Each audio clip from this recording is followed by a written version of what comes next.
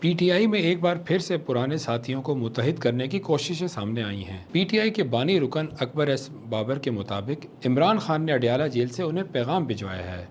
جس میں P T I کے بانی اراکین، نظریاتی کارکنوں اور ناراض رہنماؤں کو دوبارہ ایک پلیٹ فارم پر جمع کرنے کی خواہش کا اظہار کیا گیا ہے۔ اکبر ایس بابر کا کہنا ہے کہ یہ پیغام عمران خان کے ایک درینہ دوست کے ذریعے ان تک پہنچا اور عمران خان نے مبینہ طور پر کہا ہے کہ جیل سے باہر آنے کے بعد وہ سب سے پہلے انہی کے گھر جائیں گے۔ اکبر ایس بابر کے مطابق بانی اراکین نے اس مقصد کے لیے ایک پلیٹ فارم بھی تشکیل دیا ہے، جس کے 3 اجلاس ہو چکے ہیں، جبکہ آئندہ ماہ لاہور میں ایک بڑے کنونشن کی تجویز بھی زیر غور ہے۔ اس کوشش میں پارٹی کے ابتدائی دور سے وابستہ رہنماؤں اور کارکنوں سے رابطے کیے جا رہے ہیں تاکہ ماضی کے سیاسی اور تنظیمی اختلافات ختم کر کے انہیں دوبارہ سیاسی عمل میں شامل کیا جا سکے۔ اکبر ایس بابر کا کہنا ہے کہ بانی اراکین مستقبل میں پی ٹی آئی کے اندر آزاد،